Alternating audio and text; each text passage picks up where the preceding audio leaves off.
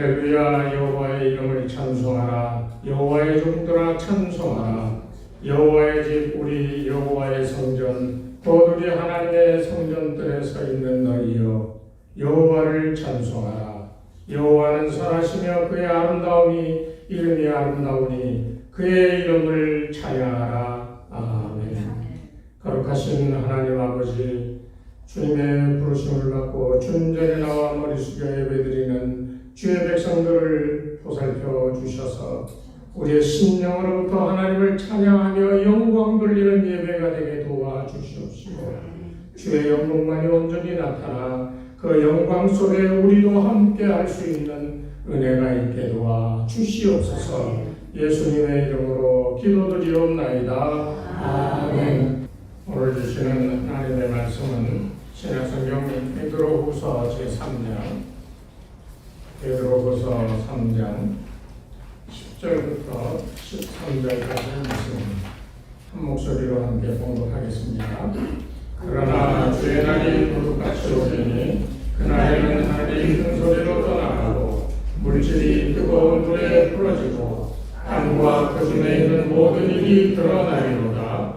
이 모든 것이 이렇게 풀어지리니 너희가 어떠한 사람이 되어야 마땅하냐? 거룩한 지주가 경건함으로 하나님의 날이 임하기를 바라보고 간절히 사모하라.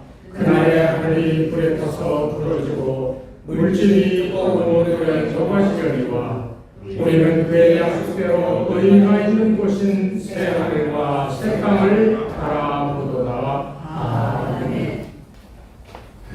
할렐루야. 아멘. 우리 주님의 은혜와 평강이 여러분의 영혼과 육신을 가득히 하시는 은혜로 나타나 함께 하시기를 주의 이름으로 축원합니다. 요즘에 들려오는 세계 정세나 뉴스들을 보면 참으로 정말 종말의 때가 다가오고 있는 게 아닌가 하는 그런 생각이 들어요. 중동의 이스라엘과 레바논 전쟁 지금 이게 심각하거든요. 왜냐하면 헤즈볼라라고 하는 무장 단체를 완전히 없애버리기 위해서 이스라엘의 지상군이 올라가서 전쟁을 하는데 비행기가 날아가서 융단 폭격을 해가지고 사상자가 10,000명이 넘게 민간인이죠. 이게 근 몇십 년 동안에 이루어진 이 전쟁 가운데서 가장 많은 사상자가 나는 이런 불상사가 이루어지고 있습니다. 또 성경에 보면 이 마법과 곡이 이제 쳐들어와서 저 무기토에서 마지막 아마겟돈 전쟁을 치른다라고 하는 얘기가 있는데, 이 곡과 마법을 얘기할 때 저 러시아, 그 다음에 이란, 그 다음에 지금은 투르키예라고 그러죠. 터키. 이 세 나라가 연합해서 이제 이스라엘을 공격하고 전쟁이 일어날 것이다. 이렇게들 예측하는 그런 분들도 참 많아요. 실제로 그런 이 징조가 많이 보이잖아요. 이스라엘하고 이란하고는 1700km가 떨어져 있기 때문에 직접적으로 국지전 전쟁을 할 수가 없으니까 이스라엘 바로 위에 있는 레바논에 무장단체를 만들고 거기에 무기를 공급하고 가자 지구에 있는 거기 또 무장단체에게 무기를 공급하고 해서 이 이스라엘을 공격하고 싸우고 하는 이런 양상이 계속되어 왔는데, 이제 더 이상 참지 않겠다고 이스라엘이 전쟁을 벌였어요. 이렇게 하고 나서 끝나면 그나마도 다행인데, 이 중동의 아랍 국가들이 가만히 있겠냐는 거예요. 이게 참 이 세계 정세가 이게 너무나도 힘든 상황으로 계속 가고 있어요. 저 러시아 우크라이나 전쟁이 벌써 3년이 지나도록 전쟁을 계속하고 있고, 지금 러시아는 이 궁지에 몰렸다. 여러분, 궁지에 몰리면 쥐가 어떻게 해요? 네. 죽을 이 힘을 다해서 달려들잖아요. 죽을 뻔뻔히 알면서도. 이 궁지에 몰리면요, 이 러시아 같은 경우 큰 거대한 대국인데 우크라이나에게 지금 공격을 당하고 어려움을 겪고 있으면 뭘 사용하겠습니까? 이 동부 지구에 있는 러시아 동부지구, 그러니까 우리나라 쪽으로 시베리아 있던 그 군대까지도 보내서 지금 전쟁을 하고 있는 그런 상황인데, 그런데도 여의치 않아요. 그러면 핵을 쓰게 되면 상황이 어떻게 되겠습니까? 그럼 동시다발적으로 핵전쟁이 벌어지는 거예요.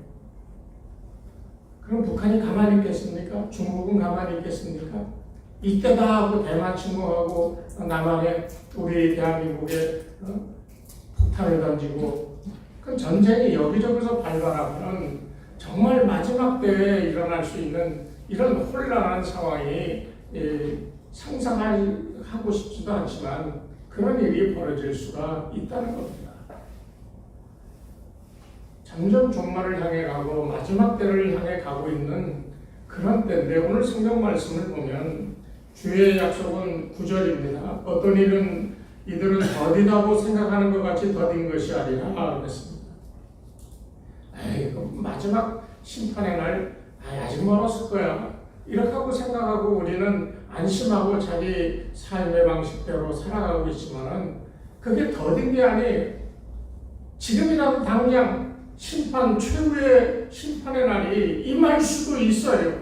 그런데 그렇게 되어지지 않는 이유는 주님께서 오래 참고 계시기 때문이에요. 그러니까 저와 여러분은 주님께서 참고 계시기 때문에 그나마 생명을 유지하고 그나마 예수 믿으면서 잘못된 것을 회개하고 고쳐가며 천국 백성으로 살아갈 수 있는 그런 훈련을, 자격을 갖추기 위하여 애쓰는 삶을 살아갈 수가 있게 되었다는 거예요. 그런데 10절에 보면 주님이 참고 계시지만은 그러나 그날이 도적같이 올 거라는 거예요. 도둑이 야 내가 오늘 밤에 너 집 금고 털로 갖게 하고 예고하고 또 뭐예요? 갑자기 들이닥친다는 거예요. 그때는 하늘이 떠나가고 여기 보면 물질이 뜨거운 불에 풀어지고 땅과 그 중에 있는 모든 일이 드러나리라. 여기 말하는 모든 일이라고 하는 말은 다른 거 아니지요. 세상에 이루어지고 있는 모든 이 정치, 경제, 사회, 심지어는 사람의 마음까지도, 그 사람의 행위까지도 그날이 되면 다 드러나게 되어 있다는 거예요. 로마서 14장의 바울처럼 그 심판의 날에는 우리가 아무리 숨기려고 하여도 우리가 스스로 자고하게 되어 있다고 해서 주님은 숨기고 싶었던 것들, 잊어버리고 있었던 것들, 이런 것들이 내 의지하고는 상관없이 다 주님 앞에 이렇게 고하여지게 되어 있다는 겁니다. 다 드러나는 거예요.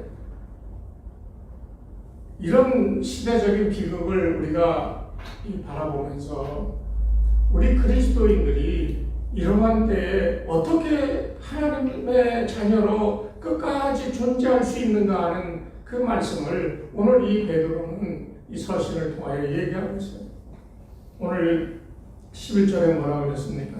어떤 사람이 돼야 마땅하냐? 이런 비극적인 종말이 가까워오고 있는 이때에 너희가 어떻게 해야 되겠냐? 너희는 어떤 사람이 돼야 되느냐? 그것을 베드로는 단 두 가지로 얘기하고 있습니다. 거룩한 행실과 경건함으로 그랬어요. 거룩한 행실과 경건. 이 두 가지는 하나님께서 임하실 때 그 사람을 평가하는 이 믿음의 이 근거가 되어질 것이다 라고 지금 얘기하고 있는 거예요. 여기 우리 그리스도인들이 소망을 갖고 믿음으로 살아가야 될 이유가 여기 분명하게 나오는데요. 12절 마지막에 그날에 하늘이 불에 타서 풀어지고 물질이 뜨거운 물에 녹아지리라. 10절에 있는 말도 똑같이요. 그런데 그렇게 어렵고 힘들고 종말에 이 때가 됐을 때 우리는 그의 약속대로 의가 있는 곳인 새하늘과 새 땅을 바라보라. 지금 세상이 다 녹아내리고 정말 세상이 이 환란의 때가 되어 참으로 우리 주변이 엉망진창이고 지옥 같은 그런 때가 되었다 할지라도 우리는 우리 눈앞에 있는 새하늘과 새 땅을 바라보며 그것에 들어갈 것으로 인하여 우리의 삶의 모든 어려움과 지옥 같은 환경을 견뎌낼 수가 있게 되어진다는 거예요. 오늘 저는 여러분의 두 가지를 얘기하고자 합니다. 여기 거룩한 행실과 경건이라고 그랬어요. 이 거룩한 이 행실과 경건이라고 하는 게 뭔가? 예수님이 재림하실 때 온 세상이 심판을 받는데요. 그때 오로지 승리하는 것은 의라고 하는 것을 가진 자들만이 승리하게 되어 있다는 거예요. 오늘 이 13절 마지막에 그거죠. 의가 있는 곳인 새하늘과 새 땅을 바라본다. 의가 없고 눈이 가려워진 자가 새하늘과 새 땅을 바라볼 수 있을까요? 절대로 바라볼 수가 없어요. 그러니까 우리가 마지막 날까지 살아가는 날 우리에게 우리의 마음을 주장해야 될 것은 이 하나님의 의라고 하는 것이 절대적으로 필요하다는 거예요. 그것을 베드로는 거룩한 행실과 경건함으로 얘기하고 있는 거예요. 예전 노아 시절에 보십시오. 하나님이 그 세상에 죄가 만연한 것을 보고 그 죄를 정죄하고 다 홍수로 불살라 버리듯이 다 쓸어버리셨잖아요. 그때 승리할 수 있었던 노아는 그가 의로웠기 때문에 하나님의 은혜로 건짐을 받았잖아요. 노아가 건짐받고 그렇게 승리할 수 있었던 것은 그 의라고 하는 거예요. 세상을 이기고 홍수를 이긴 것도 의라는 겁니다. 앞으로 주님이 재림하실 때 세상이 멸망받을 때 구원받을 수 있는 유일한 한 가지가 바로 의입니다. 이 의는 사람의 의가 아니에요. 이 의는 하나님의 의입니다. 우리가 처음 이 교회를 시작할 때 그때 우리가 줄기차게 이 마음속으로 고백하고 실제로 그렇게 행동하고자 했던 것이 하나님의 나라와 의를 위한 거잖아요. 세월이 지나면서 그것이 옅어지고 우리도 모르게 방만한 그런 생활과 하나님 나라와 의를 완성하고 그것을 선포하는 일을 위해 애써야 되는데 우리도 모르게 게을러지다 보니까 어려움을 겪는 거예요. 그 축구 이 전술을 짜는 사람들 전술을 아주 기가 막히게 잘 짜도요. 아무리 100% 완전한 이 전술을 짰다 할지라도 이길 수 없는 이유가 있는데 그 이유가 뭐냐? 개인적인 개인기가 부족하면 안 된다는 거예요.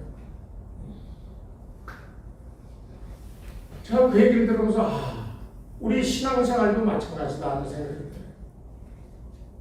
아무리 교회가 훌륭하고 잘 지어놓고 뭐 잘 사업도 잘하면 뭐합니까? 겉으로 보기에는 교회가 참 구원의 사역을 위해 애쓰고 노력하는 것 같지만은 그러나 그 교회가 하나님 앞에 온전하다함을 일컬음을 받기 위해서 필요한 것은 무슨 방법이 아니고 어떤 이 행사가 아니고요. 한 사람 한 사람 그 성도들의 그 마음속에 하나님의 의를 이루고 살아가고 있느냐 하는 것이 이게 제일 중요하다는 거예요. 축구식으로 얘기하면 개인기가 있어야 돼요. 하나님 앞에서 하나님이 주신 의로 무장하고 그 의로 살아가는 삶의 방식이 우리 가운데 있어야 돼요. 이게 참 중요한 건데 이 마지막 우리가 구원받을 때 우리가 내놓을 수 있는 자랑스럽게 주님하고 부를 수 있는 그 한 가지도 하나님이 주신 의라고 하는 사실을 우리가 반드시 이해하고 기억해야 됩니다. 왜냐하면 이 의는요 세상 모든 것을 이기게 돼 있어요. 왜? 주님이 몸소 실천해 보이셨기 때문에. 그렇기 때문에 우리가 세상 살아가는 동안 어떤 형편을 만나든지 어떤 현실을 만나든지 환경과 그 형편과 그 현실 그것이 바로 내가 싸워야 될 장소인 것을 알아야 되고요. 그 싸워야 될 장소 속에서 내가 싸울 수 있는 무기는 의라고 하는 하나님의 의라고 하는 현실적으로는 내가 손해보는 그런 일일 수도 있고요. 내가 모욕을 당하는 일일 수도 있지만은 그러나 하나님의 의가 나를 주장하고 내가 행하게끔 나를 붙들고 인도하는 그 의의 역사가 나와 함께하면 순전하게 따라야 되는 것이 우리의 삶의 모습이라는 거예요. 그러면 의를 따르고자 할 때마다 매번 어려움만 당하냐? 그렇지 않아요. 우리를 위로하시는 하나님의 은혜가 있는데 그것은 하나님의 친히 우리의 마음을 위로해 주시는 거고요. 그리고 우리로 하여금 진리가 무엇인지를 알게 하시는 역사가 있는 거예요. 저 공산주의자들이요, 1991년도에 이 소비에트 연방이 무너지면서 이 동유럽이 그 러시아 연방에서 해방이 됐잖아요.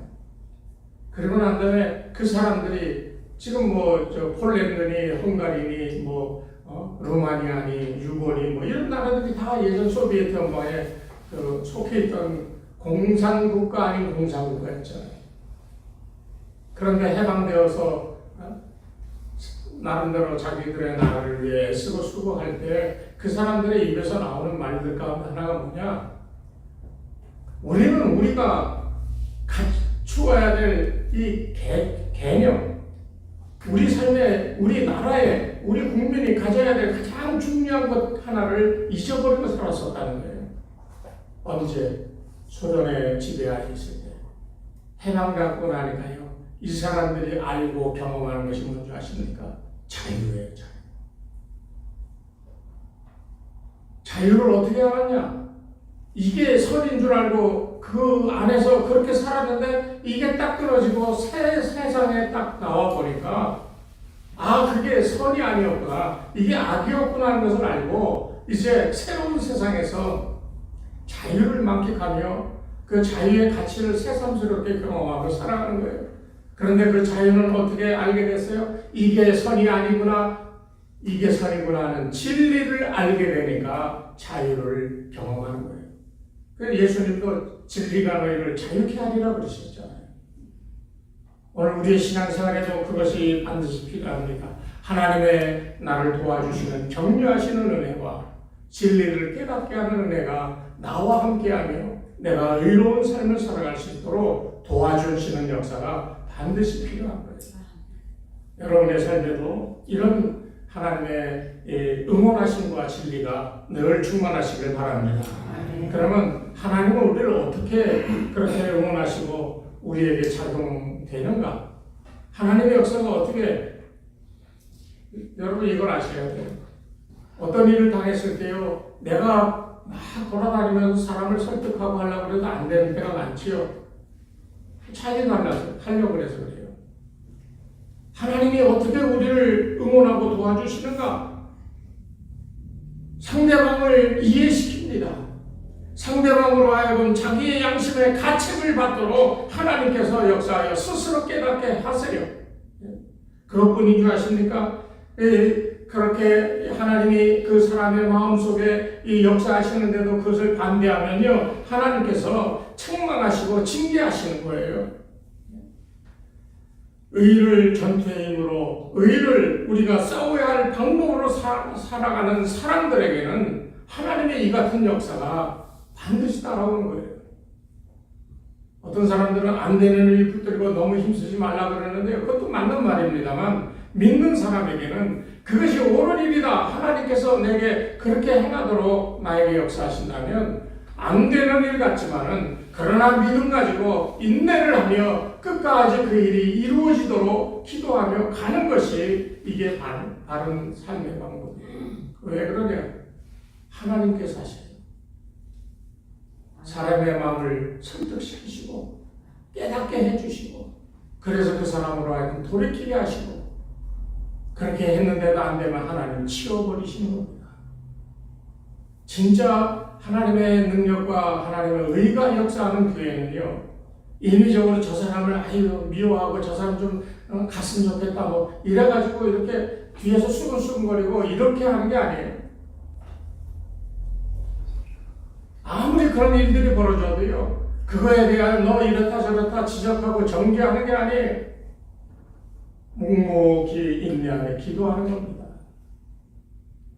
하나님께서 하셔요. 그 다음 설득시켜 함께하게 하시든지, 그렇게 했음에도 불구하고 거절하면 하나님이 치워버리시는 것을 우리가 분명히 알아야 돼요. 그렇기 때문에 이 의로 살아가는 사람은 세상에 감당할 수가 없는 거예요. 오늘 우리 주은혜교회 성도님들, 세상을 살아가면서 세상이 나를 아무리 힘들게 할지라도 세상이 나를 이길 수 없는 의로 무장한 하나님의 사람으로 살아가는 이런 은혜가 있기를 주의 이름으로 축복합니다. 이렇게 살아가려면 딱 필요한 게 두 가지인데, 하나는 담대함이고요. 두 번째는 인내함입니다. 우리 장로님도 기도하셨지만 이렇게 어려운 시절에 어렵다고 징징 짜고만 있으면 뭐가 되겠습니까? 어렵죠. 현실적으로 굉장히 힘듭니다. 그렇지만 담대함이 있어야 됩니다. 이 담대함은 사람이 억지로 그렇게 생각하는 게 아니라 내가 하나님께 붙들린 바 된 삶을 살아간다 했을 때 하나님이 나를 책임져 주신다라고 하는 이런 담대한 믿음을 가지고 현실이 어려워도 인내하며 나아가는 것이 필요하다는 거예요. 다니엘을 보십시오. 그리고 그 세 친구를 보십시오. 하나님을 바라보며 하나님에 대한 믿음으로 살아갈 때 아무리 역경이 오고 어려운 일이 있고 생명을 위협받는 일이 있다 할지라도 끝까지 하나님의 기뻐하시는 일을 위하여 그들이 담대한 믿음으로 인내함으로 고난 속에 참고 기다렸더니 반드시 승리하게 되어지는 역사를 보잖아요. 그 승리의 핵심은 뭔지 아십니까? 의입니다. 의. 하나님이 우리에게 주신 그 의를 붙들고 살아가는 이게 필요한 거예요. 가정이나 사회나 교회나 나라에든지 어디든지 간에 이 의가 반드시 필요한 거예요. 우리가 가지고 있는 힘이 아무리 강하다 할지라도 이 하나님의 의만큼 강한 것은 없는 거예요. 하나님의 의의 힘이 이렇게 강한 것, 주신 의를 붙들고 세상을 살아간다고 했을 때 그 삶이 바로 하나님을 믿는 행위가 되는 거예요. 믿음의 삶이 별거 아닙니다. 뭘 배우고 그대로 해야 되고 그게 아니에요.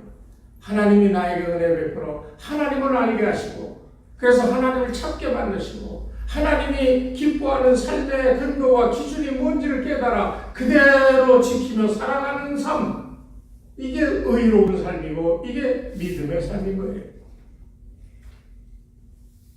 뭐 주일 성수 꼭 해야 된다, 11조 꼭 해야 된다, 뭐 나와 봉사 꼭 해야 된다, 이런 것들은 사람이 그렇게 해야 된다고 믿게끔 만들고 이렇게 세뇌하다시피 해서 우리가 하는 것들이에요. 저는 그렇게 예전에부터 그렇게 얘기했어요. 주일날 일이 있으면 못 나올 수도 있어요.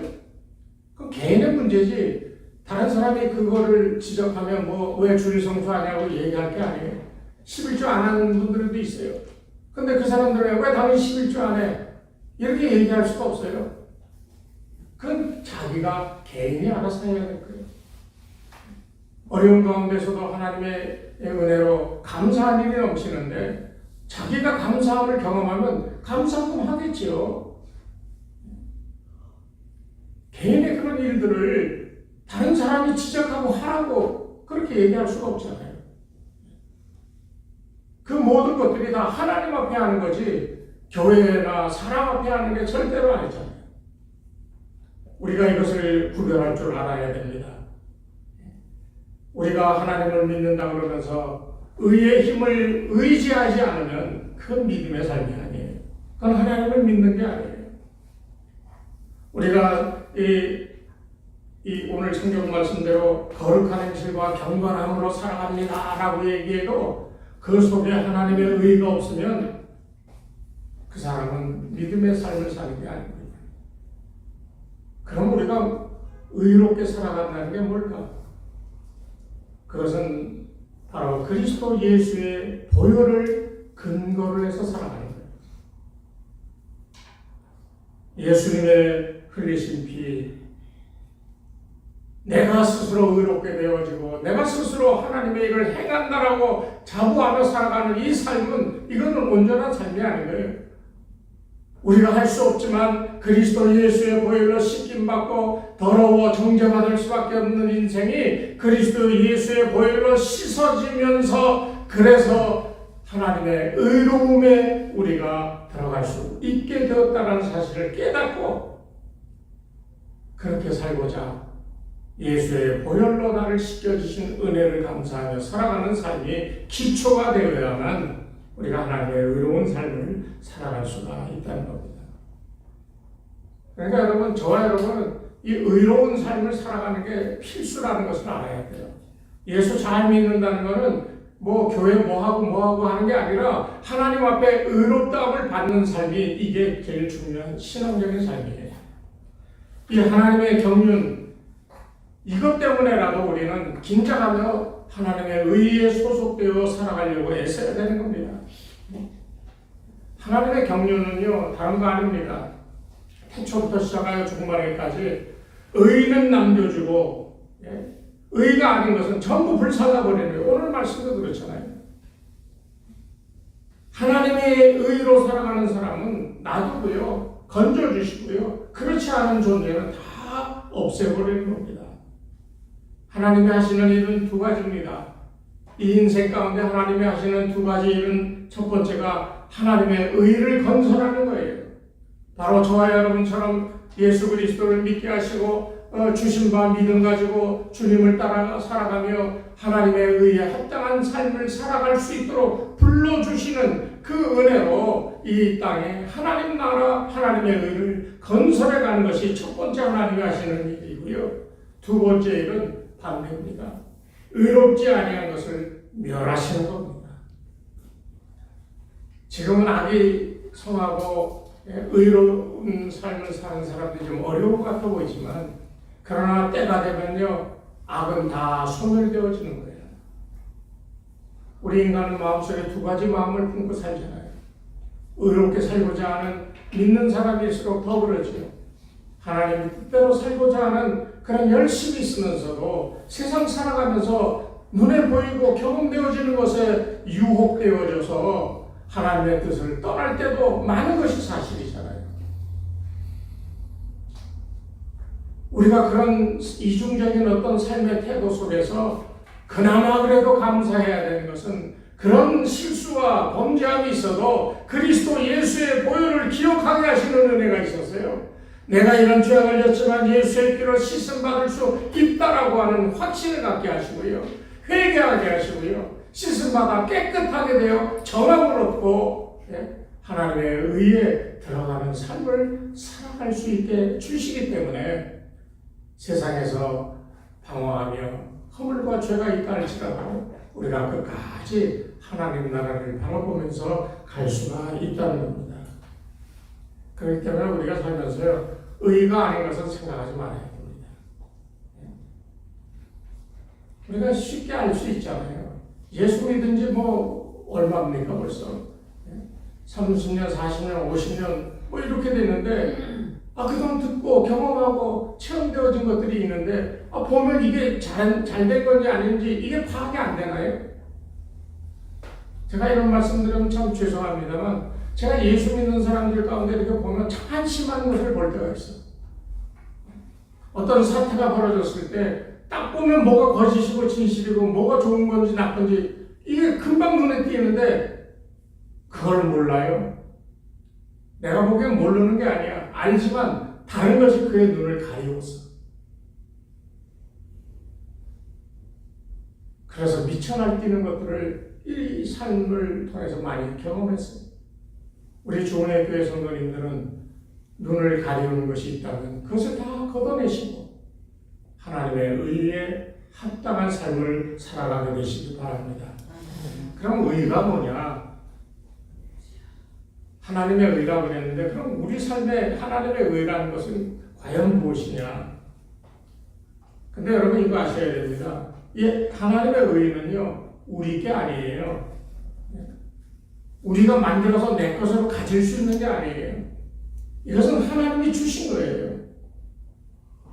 더 정확하게 얘기하면 요한복음 이 6장 57절, 6장 전체가 그 얘기를 하는데 6장 1절부터 15절에는 오병이어의 기적을 쭉 얘기해요.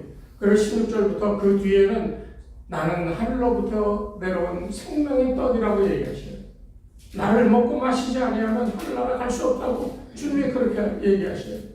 그러면서 결정적으로 57절에 뭐라고 말씀하시냐면, 살아계신 아버지께서 나를 보내심에 내가 아버지로 말미암아 사는 것 같이 나를 먹는 사람도 나로 말미암아 살리라.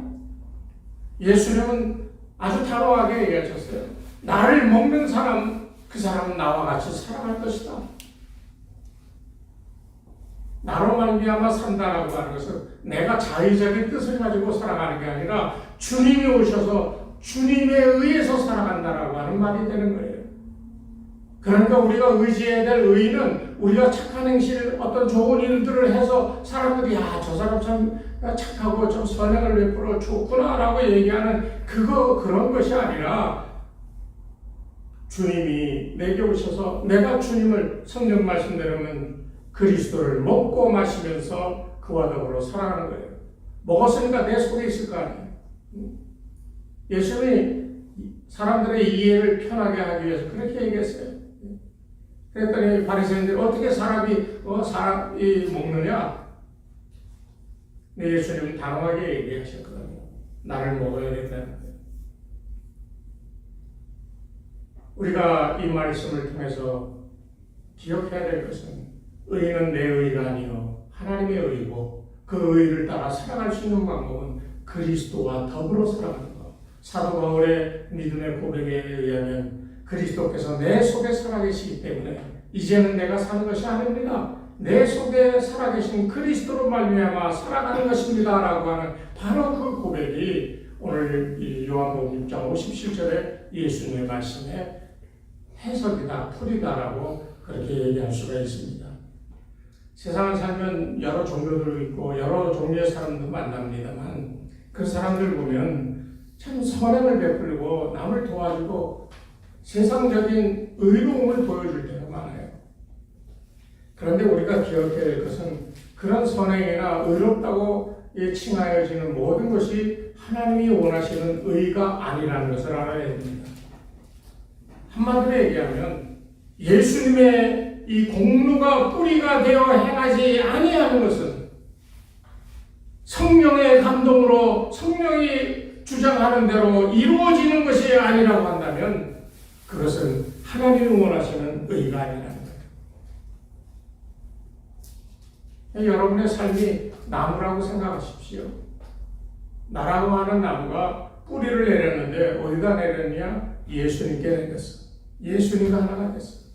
그 뿌리가 공급해주는 물을 빨아들여 가지와 나뭇잎에 열매에 공급해주지 않으면 나무가 말라 죽지요. 마찬가지로 예수가 뿌리가 되어 그로부터 우리가 공급받는 힘으로 세상을 살아갈 때 그때 비로소 우리는 기독교가 말하는 의로운 삶을 살 수 있다고 얘기할 수가 있다는 겁니다. 그렇기 때문에 예수님의 공로로 인하여 진리의 성령의 인도하심을 받는 대로 행하는 것, 이것이 의로운 삶이라는 거예요. 하나님이 원하시는 의, 그리고 자기가 스스로 알고 있는 자기 인격이라고도 얘기할 수 있죠. 이것이 예수님과 동일해야 돼요. 적어도 똑같다고 얘기할 수는 없지만 그래도 예수님을 닮아가는 그런 인격을 가지고 세상을 살아가야 된다는 거예요. 그래야 예수님이 원하시는 뜻에 맞춰 나를 쳐서 복종시킬 수가 있지요. 내 뜻은 이런데 주님이 우리에게 명령하시는 것이 반대라고 한다면 여러분 자기 뜻을 바꿨고 예수님 따라가겠습니까? 내가 보기에는 오늘날 그리스도인이라고 하는 사람들이 한 70%가량이 그거 불가능하다고 생각해요. 왜? 세상에 대한 미련이 너무 많아서 그래요.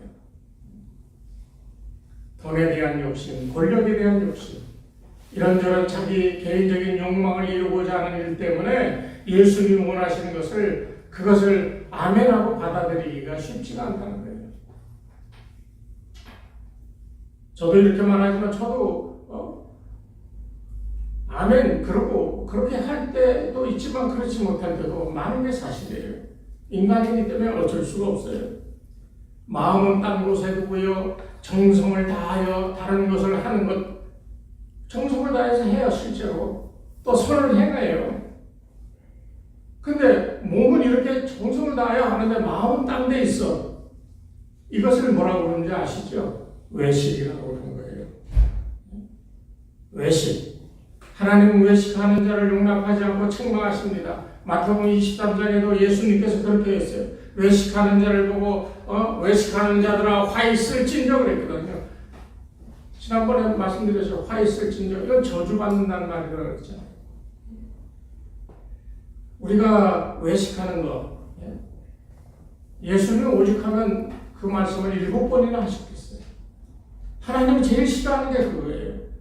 자신의 인격을 주님에게 기울여 주님과 유사하게 살아가려고 동질성을 생각하며 그렇게 살려고 하는 그게 아니라 자기의 법도대로 자기의 방식대로 예수 믿으려고 한다 하면 그게 외식인 거예요. 믿음의 방식은요, 사람마다 각자 다르다 그러지만 아니요. 믿음의 방식은 절대로 여러 가지가 있을 수가 없어요. 믿음으로 온전하다라고 하는 말을 여러분이 듣고자 하고 정말 하나님 나라에 들어가게 합당한 존재가 되어지고자 한다면 여러분 방식대로 믿지 마십시오. 오로지 예수 그리스도가 나와 하나가 되어 주께서 명령하는 것을 날마다 경험하며 그 말씀에 순종하는 삶을 살아갈 때 그때 비로소 천국에 합당한 자가 되는 거예요. 다 자기 경험과 자기 지식과 자기 신앙의 이런저런 경험 가지고 이건 이렇고 저건 저렇고 판단하면서 행하는 거, 이게 온전한 게 아닙니다. 그거 예수님이 나중에 외식하는 자여 화 있을진저 할 수도 있다는 거예요. 그러니까 여러분 꼭 기억하십시오. 몸만 움직이고 마음이 없고 정성이 없다면 이거 화를 받을 수밖에 없는 외식입니다. 인격을 기울이지만 몸으로는 불의를 행한다고 한다면 이것도 잘못된 겁니다. 마음과 몸이 하나가 온전히 되어 행해야 이것이 하나님이 기뻐하는 삶이 되는 거예요. 예수님이 재림하실 때 의만 남겨놓고 나머지 의가 아닌 것은 다 태워 없어버리시기 때문에 예수님이 재림하시기 전에 예수님과 아주 밀접한 관계를, 긴밀한 관계를 맺으시고 예수님과 더불어 그의 진리와 그가 주시는 영감의 깨닫게 하시는 은혜대로 순종하며 살아가는 이런 삶이 되어야 됩니다. 종말의 때가 다가오는데 우리가 정말 마지막 때 기뻐하며 하나님 나라에 들어갈 수 있을까? 이걸 생각하면 두렵지 않아요?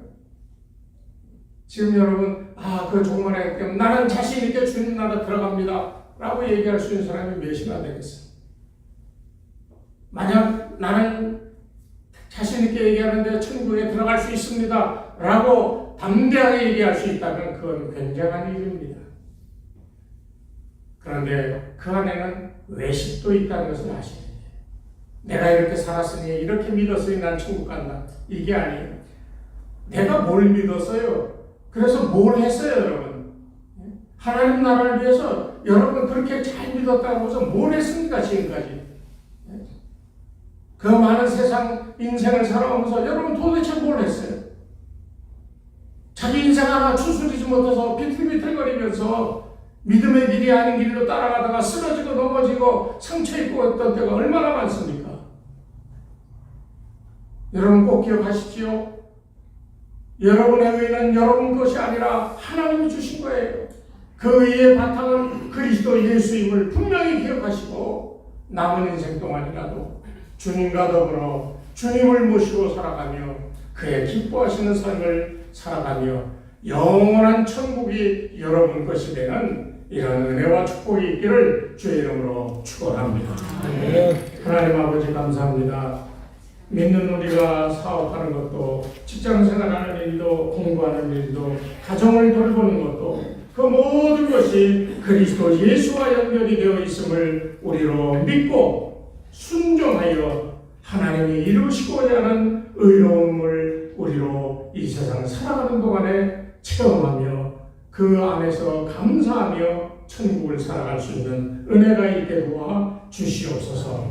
이제는 우리 주 예수 그리스도의 은혜와 하나님 아버지의 무한하신 사랑하심과 성령님의 감화감동 인도하심이 이 시간 머리 숙인 주의 백성들 위해 저들의 가정과 자녀들과 그 일터 위에 이 교회 위에 이제로부터 영원토록 함께하옵시기를 간절히 축원하옵나이다. 아멘.